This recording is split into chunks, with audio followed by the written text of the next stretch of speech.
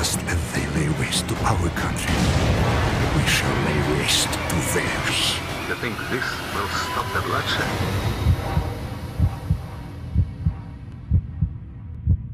Вы все равно скоро сдохнете. Okay, so we should probably explain this right off the bat. Up until now, the Call of Duty series has been a World War II themed first-person shooter. The first three of the games all reenacting different battles from World War II.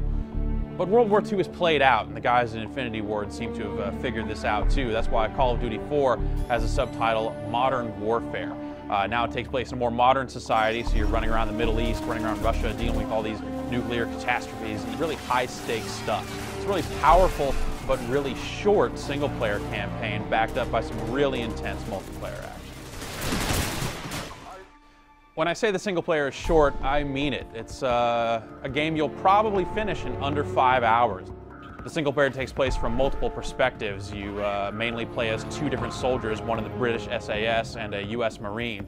And the story revolves around a power struggle in the Middle East. This guy has risen to power and he wants to do bad stuff to the West. So it has kind of a ripped from the headlines sort of feel, but it is all fictionalized. It's a really powerful story in a lot of ways because so many of these war games are so super clean. You know, you go in with your squad, you take guys out, you come out, everything's unscathed, the world's a better place, everything's safe. This is a much muddier, grittier, dirtier story that leaves the world, well, maybe a little worse off than it did at the start of the game. So a lot happens in that 4.5 to 5 hours, maybe even more so than most standard first-person shooters.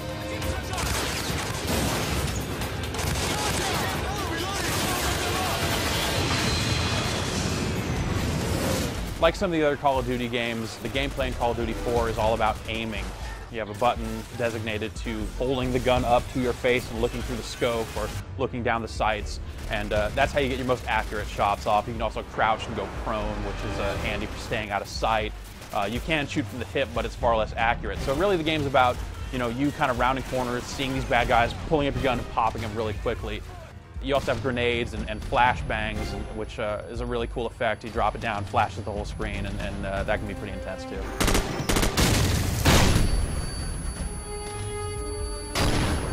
All these same mechanics carry over into the game's multiplayer, which is really, really deep and really nice. You have 16 maps to choose from and a variety of game modes. So the thing that makes the multiplayer really awesome is this kind of persistent character that you're always building. It's a class-based game, but it starts out with a few of the preset classes locked. And as you play, for every kill you get, every time you capture a control point, every time you get an assist, every time you call in a helicopter for support, every little thing you do earns you experience points. And as you level up, you unlock additional classes and the ability to create your own class, which is really probably the coolest part about it, because you can go in and select, you know, which weapon you want to have, which pistol you want to carry, which accessories you want for them, and then also pick your perks. And these traits kind of affect your character in different ways. The first perk set is kind of devoted to your explosives. The other two are a little more all over the place, and they have some really neat things in there that can really differentiate how you play from the way other people's play.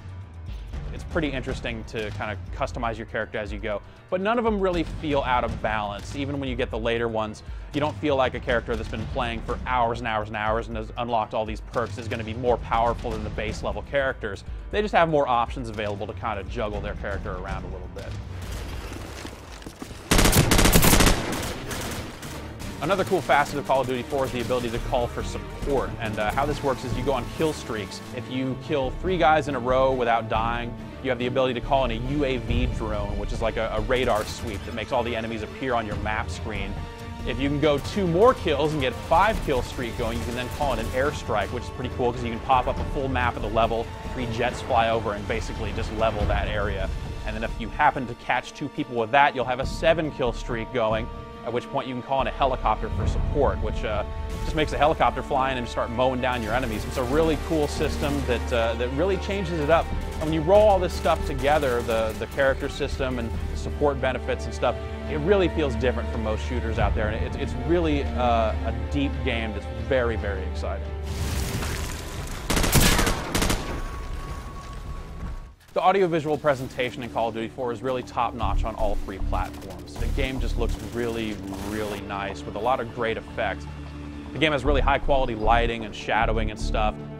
It really just looks nice, has a lot of really great animation for running, and the enemies as you're kind of taking them out and stuff, they're falling all over the place in really good looking ways. It's just a stellar looking game across the board. It's backed up by a really good set of sound effects. The weapons sound appropriately devastating.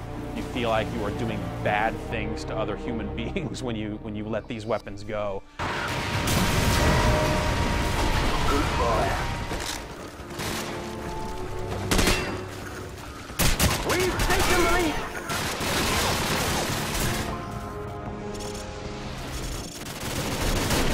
Jackson, get your ass on the line now! We have hostile movement from the north! Bravo 6, we're clear the line. So the one major knock against Call of Duty 4 is that its single-player campaign is really quite short. It's maybe about half as long as the average shooter hitting the market today. But a lot of that is mitigated by the fact that the quality of that single-player campaign is really, really over the top. When you add in the multiplayer that just offers a ton to do and see and a lot of things to unlock, you're looking at a very high-quality first-person shooter that is most definitely one of the year's best.